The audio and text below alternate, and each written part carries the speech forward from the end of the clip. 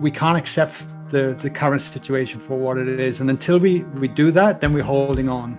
And whatever we continue to hold on to gets heavy. I don't care how strong you are. Over time, this iPhone, if I held this out like this for 10 minutes, 20 minutes, my arm's going to fall off. And we tend to do that with our problems.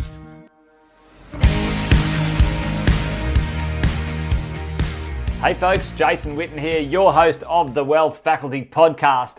And this week I had a chance to sit down with Guy Lawrence. Guy Lawrence created and founded 180 Nutrition in 2010, grew it to a multi-million-dollar nutrition business, and in 2018 had an epiphany about life, happiness, and his direction, which led him to sell his business and then start a new business, which is in the world of retreats, breathwork, meditation, and many, many cool things to do with wellness inside creating meaning and health and wellness in your world. I got a chance to chat to him about the techniques, the experiences, the processes that he takes his clients through. And we were lucky enough just recently to hang out with him down in Ballina in northern New South Wales and have some time doing some of his breath work and some meditation work. It was absolutely fantastic. He is the founder of a podcast, Let It In podcast, and he has interviewed many, many gurus, spiritual, scientific gurus around the world about this world of creating health and wellness in your mind, emotions, connecting your mind and heart together. It was an excellent conversation, and I'm sure you will enjoy this episode of the Wealth Faculty with Guy Lawrence. Take care. Guy, mate, welcome to the podcast. Great to have you today. Thank you, Jason. Honestly, it's truly an honor to be catching up again after, I think it's been a couple of weeks now. It has, mate. And yes, it was awesome. I think we were just chatting off air. The leadership team, you came and facilitated with my leadership team and my team down in Ballina a few weeks ago. Some breath work and some meditation stuff, and it was absolutely fantastic. My team is still raving about it. They're very keen to add next time we come down a bit of an ice bath. So it'll be good to talk about that a little bit later on today, mate. So awesome to see you again, and great we could lock you down and pin you down for a good chat today, because some of the things you shared, I have loved for ages, and I know my listeners would be very keen to hear some of your wisdom and your experiences, mate. So, but first, just quick question. Marcus Pierce, buddy of mine and yours, was telling me, you're 7 months into a new life, which is with a baby, young Ava, and your wife. This is a new world for you. It is totally a new world. It's an incredible new world, actually, and I won't lie, it scared the shit out of me until, and I have huge respect for every woman out there, every parent, what they've gone through, because, like part of what I do is about embracing the unknown and seeking opportunity, which I believe lays in the unknown. But because we're so structured and want so much control and safety, we kind of can so often deny ourselves of opportunity. And seeing the pregnancy, and that was the greatest unknown for me. And but when fortunately we had a very healthy pregnancy and a very healthy baby, and it's changed my world. Like, it's absolutely rocked my world. I run on less sleep. I'm amazed how much I can actually fit in. It kind of highlighted how disorganized I was before, because I've had to get my shit together since she's born. Yeah. Well, it's a common saying, those two types of people in the world, those with kids and those without. And once you have a child or two under your belt, you kind of get the meaning, don't you? Yeah. Oh yeah. Yeah. Huge respect for all the parents now. My God. Totally, mate. No, that's awesome. Well, listen, today we're going to go and have a bit of a yarn about your world, but a little bit of background for those listening in. You started out, over almost a decade, you were running a very successful nutrition business, 180 Nutrition. And then all of a sudden one day you said, that's it, I'm going to change my direction in life. And, you're doing what you do now. Give us a little bit of an overview of, what are you doing now, and why are you doing it? From a very successful business now to a very different direction in life. And it'd be great to dive into it. Totally. What and why. It's interesting, isn't it? The what, every time I answer this, changes, because at the end of the day, normally when they say, what do you do? I just say, oh, I run retreats. And then I leave it at that. And then they go, well, oh, yeah, that's interesting. A retreat, is it like, cocktails at sunset? Like, what kind of retreat there is? And I'm like, no, it's definitely not cocktails at sunset. It's deep work, but very transformative. And then I just simply say, at the moment anyway, what I say is we help people remember who they truly are. And I normally get a few kind of puzzled looks around that. And from that place is that I can only identify in my own life, because I've realized as I've matured and gone through many things, I noticed in my own life how much I'd strayed from my own truth, from the essence of who I am to what the world shaped me to be, if you like, in some respects. And there's this gap. And then I figured out in my own life how I closed that gap to come back. So I felt like I'm very aligned. They say this, the longest journey is the shortest one, which is from the head to the heart. And once you make that connection, you can live a very aligned life, love what you do, and then you can go and do what you love. But it's how do you get back to that essence? And for me, it was a very long journey. So, but we teach people how to do that. And from that place, then not only that, but how to stand true in that and how to live life from that place. And that's where, tools and a practice and different processes come in, For you. Yeah.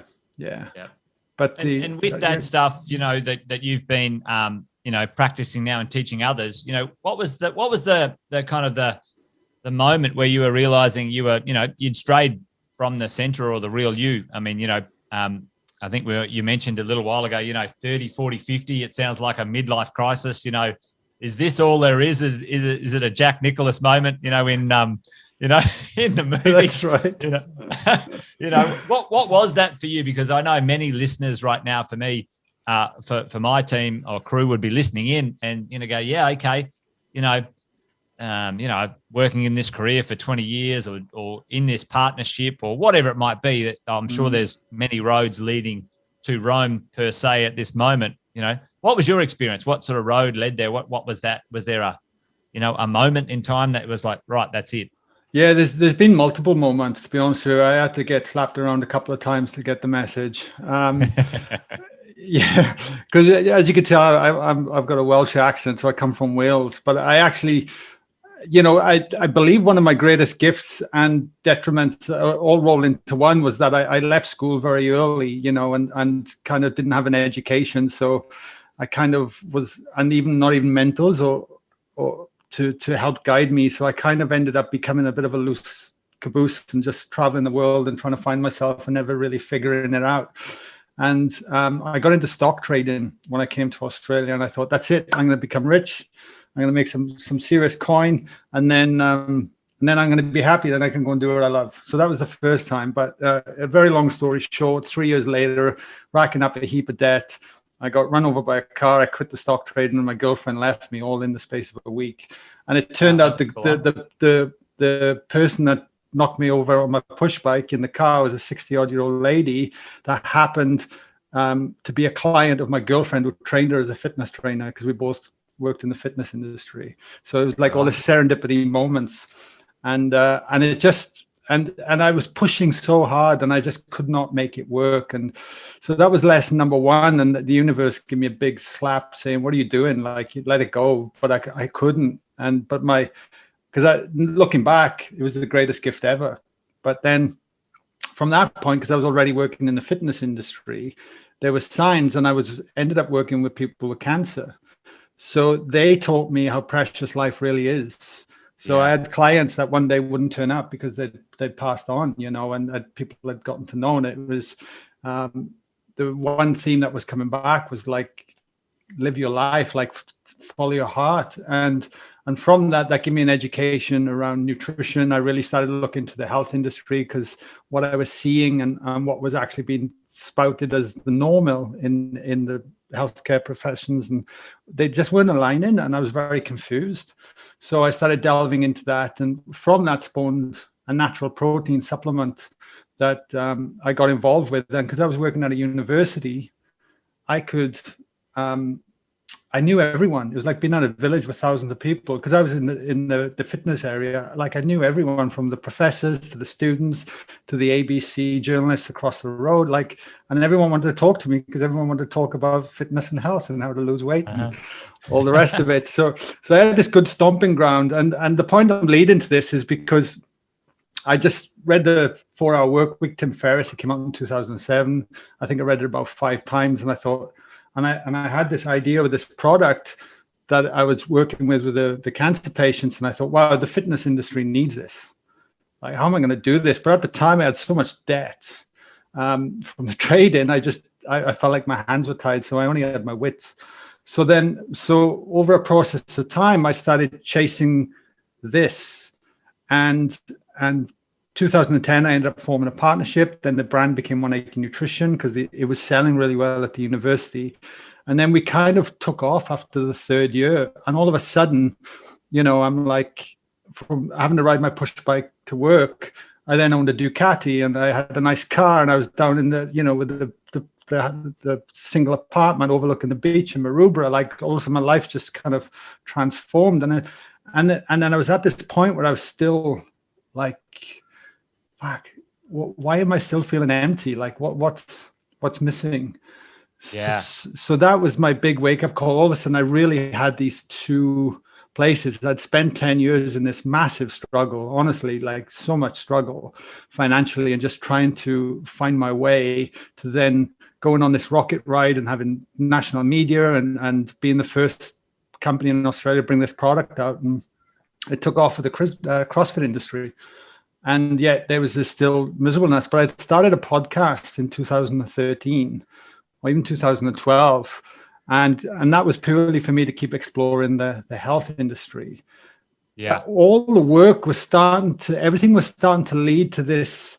My curiosity was like, well, why am I feeling like this inside? Why am I at this point in my life and it's still not working? And that's when I started to dive into, well, maybe my happiness needs to be created from the inside out instead of looking for the external to create the happiness to then create my significance. Yeah. So that social message, which, where did it come from? That everything external is what you got to go after to be happy and have a fulfilled life. Yeah. I know many of my listeners will be keenly listening right now to this, because my listeners are property investors, and, we externalize some of our wealth and our potential perceived happiness into the future. Well, when my properties produce positive cash flow, that's when I'll be happy. But I love this conversation. Yeah. So, and it's a huge lesson. And even Ava, having my daughter, is a huge reminder, because there's still a part of me that's chasing the drive. Like, because at the moment we've, I'm seeing incredible results in the people who work. This is an accumulation of 10 years of my craft with 2 other incredible facilitators that even 20 years in the game with what we're doing now. And we've come together and we're actually seeing phenomenal results. I'm not just saying this because I'm on a part, like, it blows my mind what we're seeing, but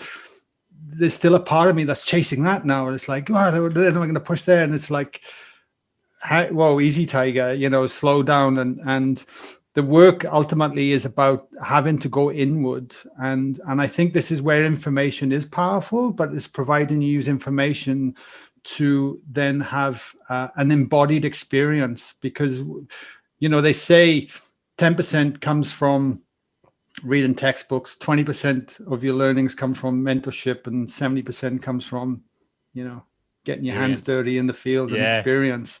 So what we try and do is give people the experience and teach, and then work the other way. And that's what I ended up doing. So as I was investigating and looking at different aspects of the self and the inward journey, but I was going and implementing them. And then every time I had the patience to implement them, over time, I was getting these different embodied experiences that were making me go, now I get it. It wasn't just in the head. It wasn't in the thinking mind. It wasn't in the philosophy. I actually understood it, the language of the mind, but also the language of the heart. And it's just not talked about, in many circles, especially when you go out there in the world. Yeah. And that correlation too, the idea that, you sacrifice that connection with heart for, being smarter, having more things, is really, I think there's an awareness now, and I certainly do feel it personally in the circles that I've moved in, and maybe it's just because I'm moving in different circles. There is that idea of understanding, if it's at a cost, and that cost is, a heart cost, then, is it really worth it? But just speak to that for the moment, because this is something that's very, I've always talked about balancing up that sort of drive, lots of people are driven for some sort of, goal and success and whatever. But then often there's this kind of almost opposing view that, that's bad or wrong, and that will cause problems or issues, speak to that for the moment, because in my world, I love the idea of, being able to consciously choose one or the other or both or whatever it is, in a conscious choice. Are you saying the unconscious pursuit of that is sometimes the challenge? When you're consciously choosing it, then you're aware of what's going on. Yeah, I think we've just got to be mindful why we're chasing what we're chasing. Yes. And what do we expect to achieve when we get there? And if we're not very clear and distilled down within ourselves the reasoning, and I know I spoke to Marcus about this. He's a big fan of DeMartini's work and our values and what actually drives us, and the integrity of it is what we do. If they are misaligned, and I believe the values for me always come from what feels right within my heart and what lights me up.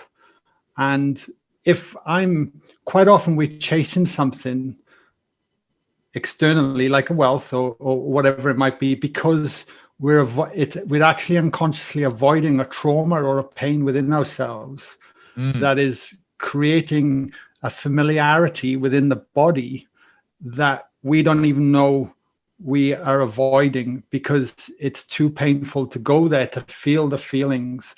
We are not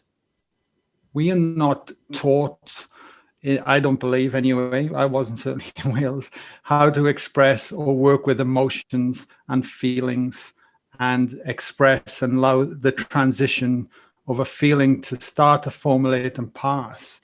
So if you look at everything in society we do now, from money, social media to TV, alcohol, drugs, they all suppress a certain emotion that we actually don't want to be feeling in that given moment. And because we are so conditioned to it and we are so busy with it, we're not even aware of there's this other aspect of ourselves that we can become aware of to get to know thyself. Yeah. And I think if we give ourselves the time to get to know ourselves like an intimate best friend, then as we get to create that relationship, we can really start to look at what are the driving factors, what are the things that we need to work through. Otherwise, we're looking through a lens, I believe, if you think about perception. So we have absolute truth, which is reality externally, and then we have our perceived truth, of how we perceive. And we only perceive and see information equal to how we are feeling at any given time. And those feelings and those thoughts are conditioned behaviors of how we train the body to be. So quite what we don't understand, because we're so in our heads, we are completely disconnected from the neck down. And there's a whole host of, it's like being able to tap into your hardware computer, but not knowing where to start. And if you can clean the lens of the perception that you're looking at to really come from this place, you start to see everything with a much clearer perception. Does that make sense?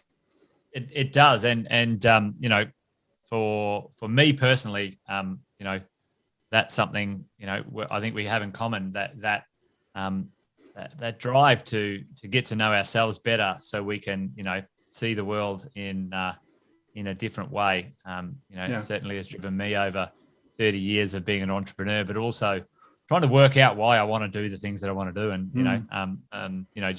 I've always been a rock climber, and I've pursued, for 30 years, experiences that have taken me, to the edge of my, physical and mental and emotional capacities. And I love having those experiences. So, that's an interesting one there. But, I know that part of the work that you do, or helping people start to recognize and have experiences, is breath work and ice baths and those sorts of things. The experience that we had with the leadership team in that breath work was excellent. Can you sort of talk about, why breath work is so powerful, and maybe even a little bit of the science, as we sort of go through a few of these things for the listeners listening in? Where do you start? If you say, all right, I kind of, what Guy's saying is kind of making sense. I'm not quite sure whether he's off with the fairies or he's actually he's making some sense here or whatever. But I'm open. Let's have a go. What would you suggest for people listening in? Okay, so again, it comes to the why. Why would you want to do breath work?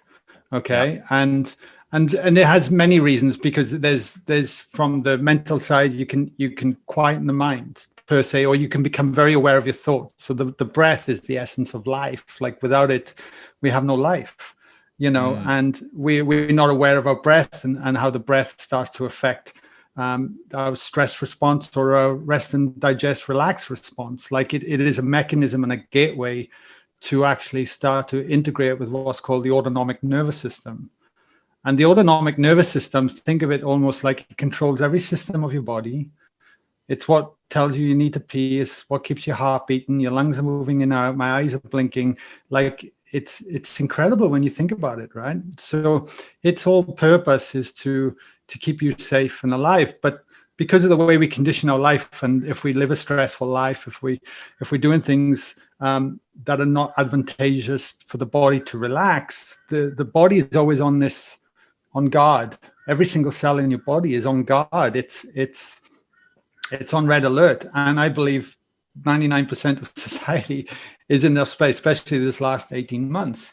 So then for me, it becomes a case of, well, how do we start to regulate the nervous system? If the nervous system is the filter between the body and how we perceive the world, then wouldn't it make sense to start to affect the very filter, the nervous system, to allow it to go, hey, let go, rest, slow down, take a moment. But because we're so addicted to the way we live, it becomes a very difficult pattern to start off with at first. Now, with using the breath, you mentioned breath and ice bath. There are many tools. We use sound, we use meditation, we use movement. There are many ways you can work with it. But wouldn't it make sense to start to look at these patterns and then bring in tools that will then adjust and reset the way the nervous system has actually set up the homeostasis, which is what's keeping you in balance and keeping you alive. So you can use the breath to as a stress mechanism. So just like going to the gym, you can create an adaptation. So if I can only bench press 60 kilos, then maybe I'll stick on 61, fatigue it. And then, of course, I get fitter and stronger, not from the workout, but from the recovery from the workout, right? So the breath can be the same. So you can use different breath modalities like I took you guys through to create that stress response. So it's quite intense. The lungs are going, it's bloody hard work.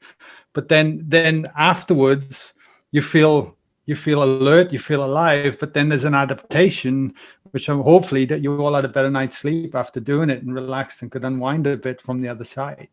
Oh, it was wonderful. So the way I look at it for the breath, for instance, so you got breathing that can create a stress response. Then on the other opposite end of the spectrum, you got breathing that can just slow yourself down and get you into the rest and restore response, which is what we don't give ourselves enough time to do. And of course, then we've got how we breathe throughout the day. So there are many different mechanisms that you can create to start to work with that. So I don't get caught up in so much, I need to do this breath or that breath, but I look at it as more as a tool to bring into my kit, along with other things that I know are going to support the nervous system. So for me, the work is all to know where we spoke about trauma and that I think we all carry trauma. I don't think anyone's immune to it. But then once we start to build that relationship to the self and start to become aware of the self, we can then start to make significant changes long term. Because if you can see things with a clear mind and a clear heart, you tend to make very different decisions than what you thought you needed in the first place. We see it all the time. It reminds me of that. I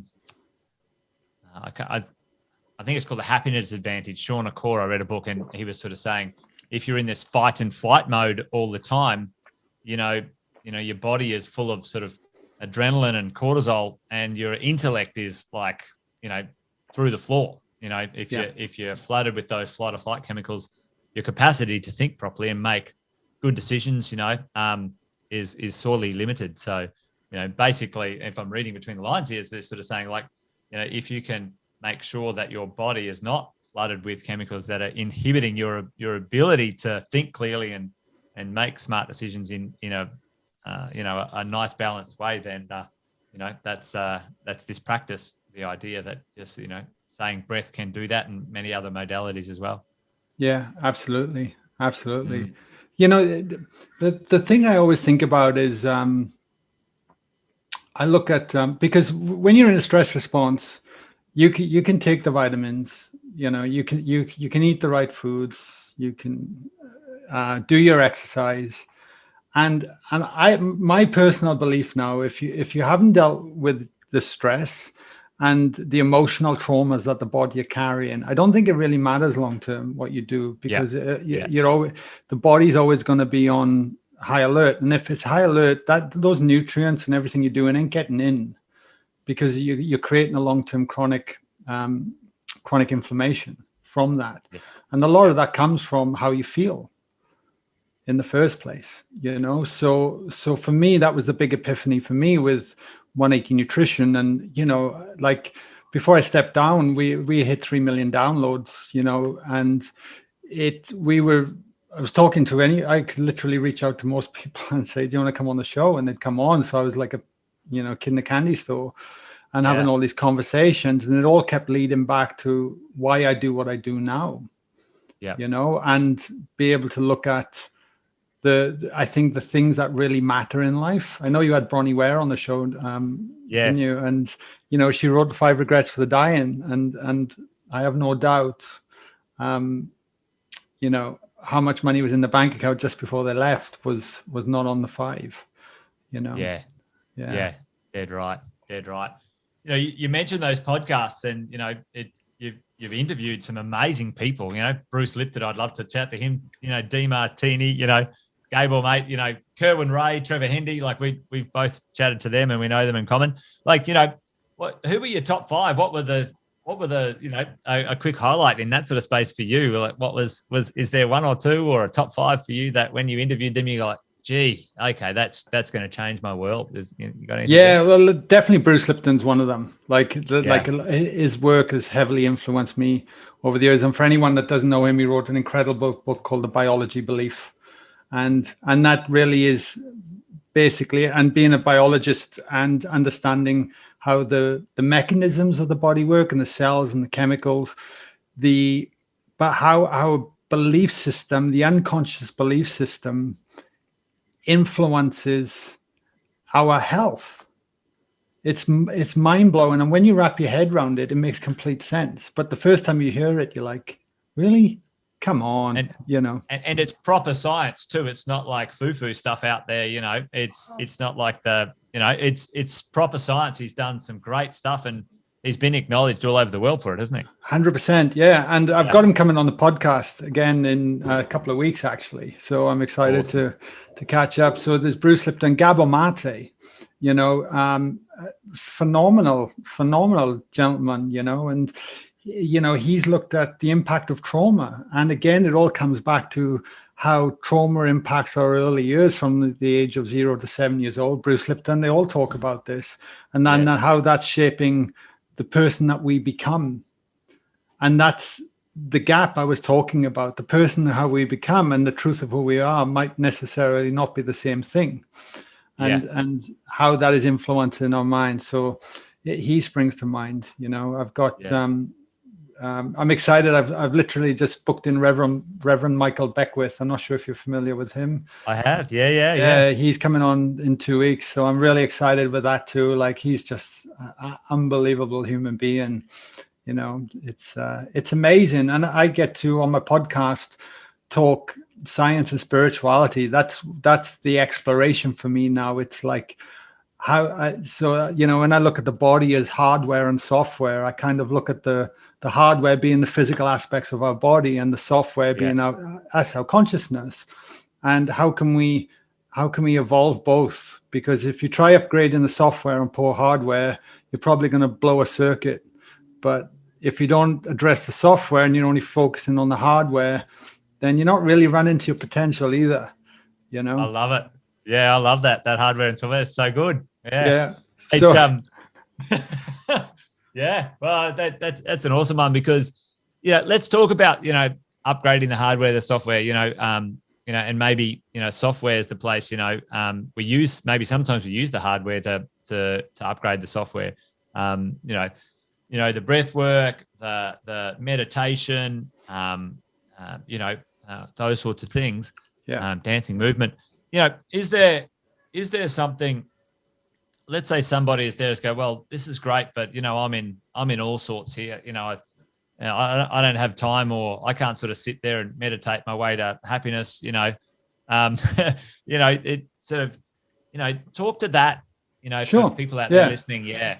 We actually have our framework, which we actually hold over a longer term course, but we have a 4-pillar framework, right? And so let's take somebody, I don't know, Joe Bloggs. We're in our 40s. We're stressed.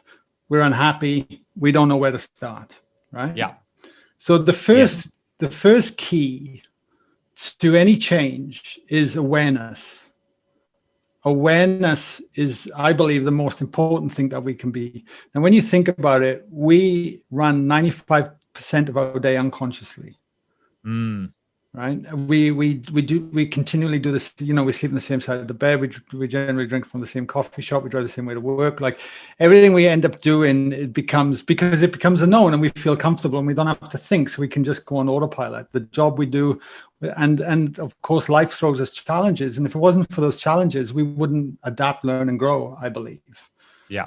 And it's being able to then create a different relationship with those challenges. So let's say there's a challenge coming on, but because we're running from the 95% unconscious, then we generally think the same things and feel the same feelings and expect a different result. So we get caught in these loops. And so when we start feeling a certain way, it just creates thoughts equal to the feelings, and feelings equal to the thoughts. And then we're in these holding patterns. So the first thing we need to do is be able to almost decompartmentalize and become the observer of what's going on, as opposed to just getting pulled into it in that moment. Yeah. And that's a lot harder than just saying it. Yes. Because what is it when we're intent? What's the last thing we want? We want to swear. We want to go, fuck you. And, it just, we just lose our shit quite so often. And don't get me wrong, I still fall from grace, but it's about how long does that timeline affect you before you reset and come back to yourself. Yeah. So the first step is becoming aware, and we have lots of different tools that you can do. And a nice one is to simply set an alarm on your phone or your watch once an hour, and then when it goes off, check in with yourself for 1 minute. Like, just stop, breathe, slow your breath down. Like, where's my tension? How am I holding my shoulders? How is my body? Am I running on that place? And it's amazing that you can give your body permission to let go. just in that. Very simple. I mean, everything we do now is very simple. You can take this, like I say, really deep and really shift stuff. And that's what we do, is hold space for people to move through that in a condensed space of time. Yeah. So there's awareness. So once we become aware of the problems, to then want to shift through them, that unhappiness, we actually have to acceptance. So that's the second pillar, because unless we can accept, if we continue to buy into the story and the blame and the pointing and the judging and the anger and the guilt and we can't accept the current situation for what it is. And until we do that, then we're holding on. And whatever we continue to hold on to gets heavy. I don't care how strong you are. Over time, this iPhone, if I held this out like this for 10 minutes, 20 minutes, my arm's going to fall off. And we tend to do that with our problems. And the only way to start doing that is accepting it. Okay. And awareness and acceptance start to come in from the observation, but and that's where the meditation practice can start to come in. Even if you just do 5 minutes a day of starting in the morning, of sitting, like I'm actually sitting on a meditation stool right now, believe it or not, and I'll come in and sit there and I start to check in. Well, how am I thinking? I don't care if I'm doing this right or wrong. How is my breath? Am I able to relax and let go and just become the observer and rise above my thoughts? It's not literally about not thinking. It's about observing what you're thinking and what you're feeling. There's a difference, And then the third pillar, once you start to become aware, and acceptance is a big one, especially forgiveness, so there's a whole process. I'm glossing over things here, but from there is intention. Intention is massive. So intention then is like, well, what is my intention? What most people don't know what they want. So they always default back to what they know. Yes. So as you start to create an intention, and we often say create an intention around emotion first, because that's where you can recondition the body. So I mentioned love what you do and then do what you love. So generating a place of, and I've heard Marcus speak about this many times, generate a place of gratitude, a place of humility, and actually once you've accepted where you are, you can start to come to that place. And my intention is to be the best version of myself, who I am in this moment at any given time. And then once you start to move through that, the last piece of the puzzle then is inspired action, because you can then, once you start to get the first three in place, you can actually take different actions that are inspired from a different intent, which came from an acceptance and being aware of it in the first place. So you can start to work through that and transition your whole life. Yeah. Essentially. Yeah.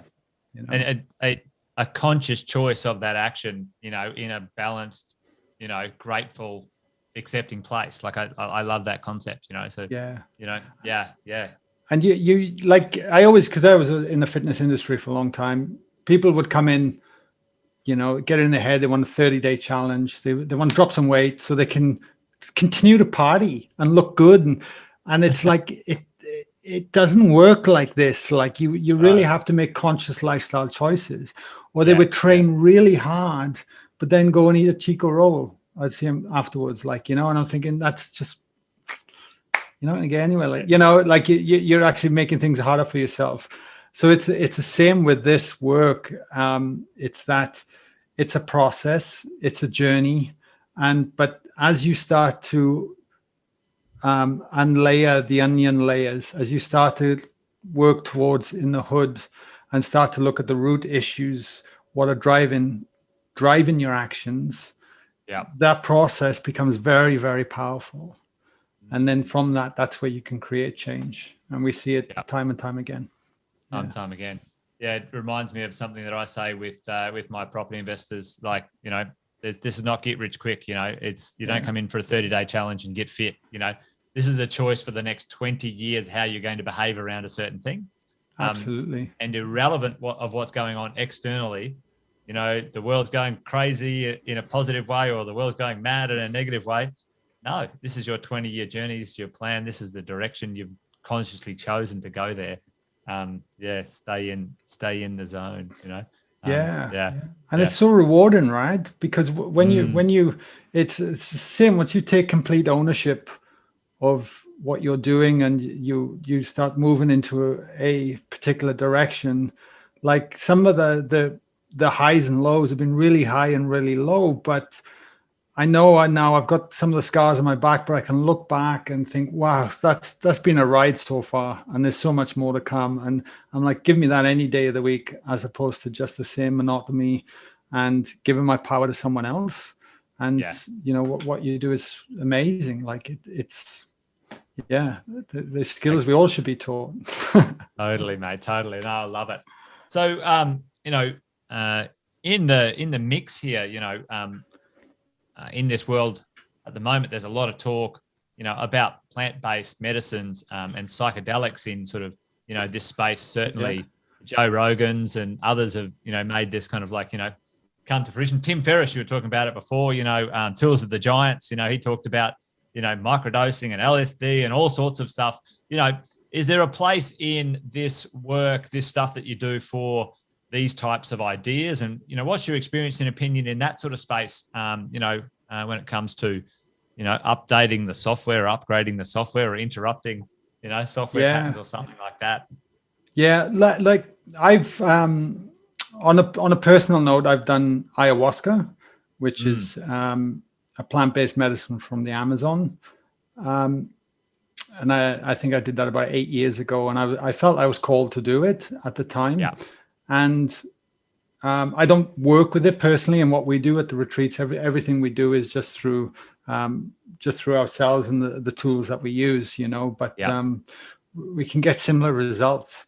But just to give people an example, again, for me, I stepped into the unknown with ayahuasca. You know, it's a ceremony practiced for thousands of years. They take two vines, two different plants from the Amazon jungle out of hundreds of thousands of plants. And only these two, when you combine them, create this brew, which produces DMT, which we got naturally, but it's got an inhibitor in it, which allows dimethyltryptamine to be produced, which can open what's called the pineal gland, which is the third eye, the yogis called it. And ultimately, I've come to believe, and I've interviewed many qualified scientists on this, but you see with your brain, not your eyes. So it's right.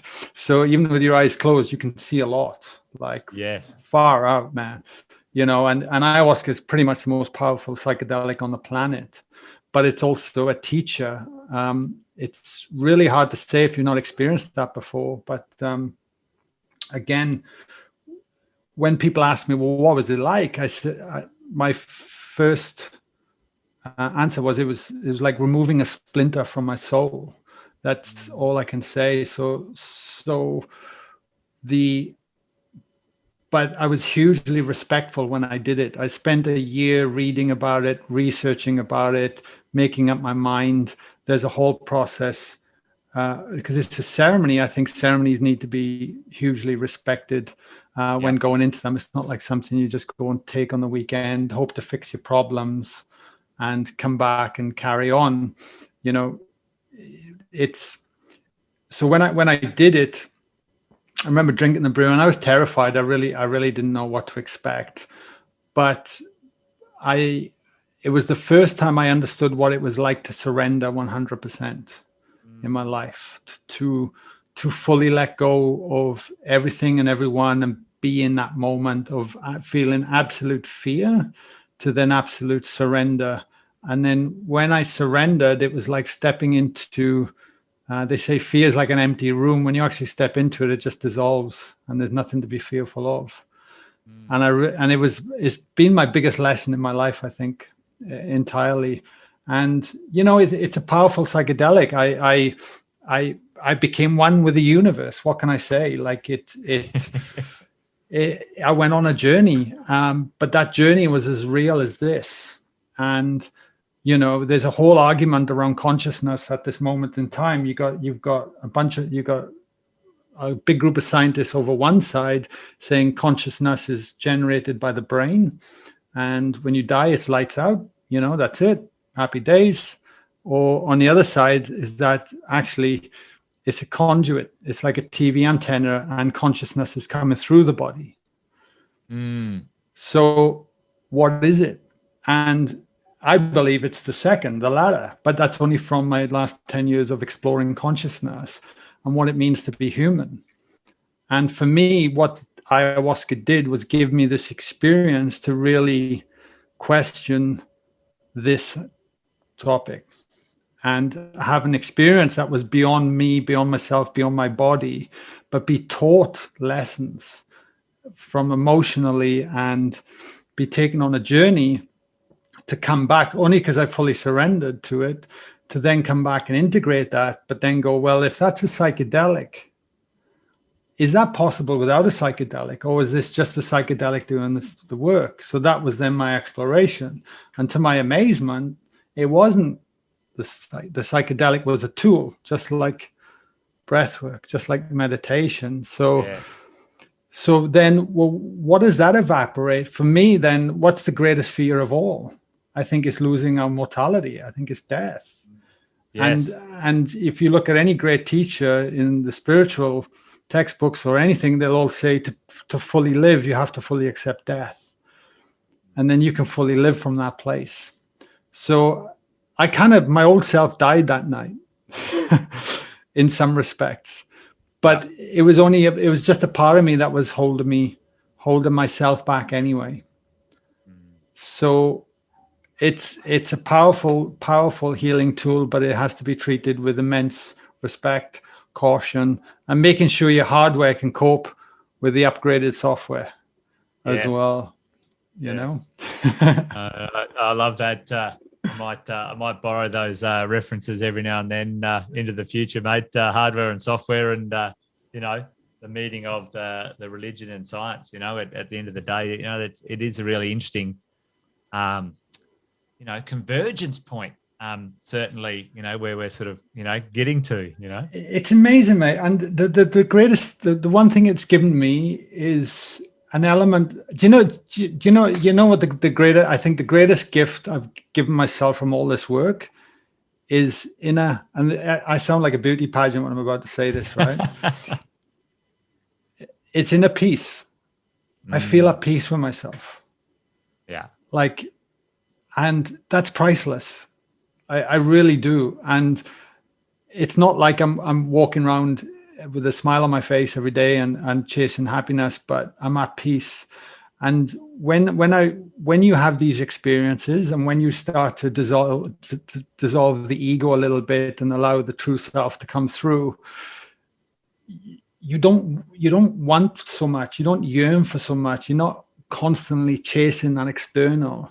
But then when you find that place within yourself, it becomes a different ball game. You look at the whole thing more from like an adventure, and there's a lot of joy and fun to be had from that. And you don't take things so seriously, and you kind of have a go. You take risks, and you start to live from that place. And that's what it's done for me. And that's why in beginning of 2018, I sold out of my company. I'm like, I can't do this anymore. Like I'm ready to explore that. I had no idea what it was going to look like. I just knew I'd put myself through all these experiences, and I'm like, I've got to create some space, and I got to get this out there somehow, because I think people need to know, but they need to know when they're ready to listen. Yeah, well, and that's it. When what do they say? When the student is ready, the master will appear. Right. Something like that.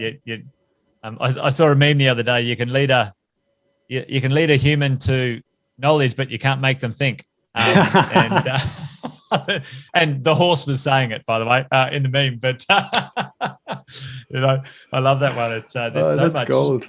So much great knowledge out there. But until you're ready to really accept what it might be, and discover your version of that, that's the adventure, isn't it? Really, at the end of the day. What's on the cards for you right now? From your experiences, you've spoken to some amazing people from all over the world. You've done some amazing things. Run an amazing business and said, "That's it, I'm out." And now you're exploring the inner world of you, and then sort of taking that message to the broader world. Obviously you want to expand that. What's on the cards for you in the next few years, and maybe who would be the top 5 people you'd say, right, I'd love to interview and connect with and, continue this informational journey? Yeah. Wow. Yeah. Good questions. Okay. So on the who I'd like to connect with and information, like I'd love to, who would I have on there? I'd love to have a chat with Tim Ferriss, to be honest with you, purely, even though he's still in the industry because he has done plant-based medicines and that, but his book, The 4-Hour Workweek, was such a significant moment in my life. And he's out there, you'll have no idea, right? And I was like, I would just love to have a coffee with that guy or a chat and just say, mate, thank you. You're a top bloke. So Tim Ferriss, Tony Robbins, I would like to have a conversation with. He's been an influence in my life in the past. Oprah would be another one. Believe it or not, she's amazing. Joe Rogan, there's some great people out there for sure. And on the business front, on the personal front, for me, I love the term leaning in. So I want to lean into what's the possibility, what's possible. And we've ran, because of the pandemic, we had to take a year out from running the retreats. But we formed the company 2 years ago, so we've ran 6. And every time I've run one, I just go, I need to get this out to more people. Like in my filtered, biased opinion, and the feedback I keep getting is it's life changing. Like people have significant shifts and then able to go back and integrate them in their life. So for over the next 5 years, I really my vision is to grow this in a sustainable way and impact more and more people so they can have that experience, so they can begin to empower themselves again. So we'll see what happens, but I'll just keep leaning in and have many adventures in the meantime while doing it. So try and treat it all like an adventure and not let things get too stale. Yes. Yeah. An adventure is great. Plenty of things to discover and find and have some fun along the way for sure. Exactly. Yeah. Mate, it's been a great chat today, buddy. And I'm looking forward to catching up with you again soon. I know we've already booked our next dates down at Ballinus, so keep an ear out for Dee to book you in again for this next part. But, just quickly, where can people find you for your stuff? I know we've got some stuff in the show notes here, but just a quick shout out to track you down on your website. Yeah, just come back to my name, guylawrence.com.au or liveinflow.co if they want to jump down the rabbit hole and join us at a retreat. Yeah, nice one, mate. And listen, I always ask this of every podcast guest on the Wealth Faculty. There's a bit of a dual meaning to the Wealth Faculty, the faculties that you possess, your physical, mental, emotional faculties. We talked about a few of those today. And on the other side, the faculty members that you have that surround you in life, and helping you create, the true wealth that you desire. But I always say to my guests, what is the true meaning of wealth to you, Guy Lawrence? What's your answer? Wow. The true meaning of wealth. There's 2 things that come to mind. The richness in one's health. I think without health, you're not going to have wealth. And the richness in the family around you and the people that really connect you from the heart. To me, connection is wealth. And if I feel truly connected to the people I'm with and the people I love, life's pretty good. I still love the same things I did when I was a teenager to what I do now, the simple things that light me up, and it's important. Yeah. Well said. Sometimes we find our way back home. If we do. Yeah. Guy Lawrence, thanks for joining me on the podcast, mate. Been a treat. Thank you. Awesome. Thank you, Jason. Hey, thanks for joining us on The Wealth Faculty. Hope you enjoyed. Make sure you subscribe. Where all good podcasts are found, you can find us there. And if you want to watch it, you can subscribe on YouTube, Positive Mentor TV. And until the next episode, take care. Bye for now.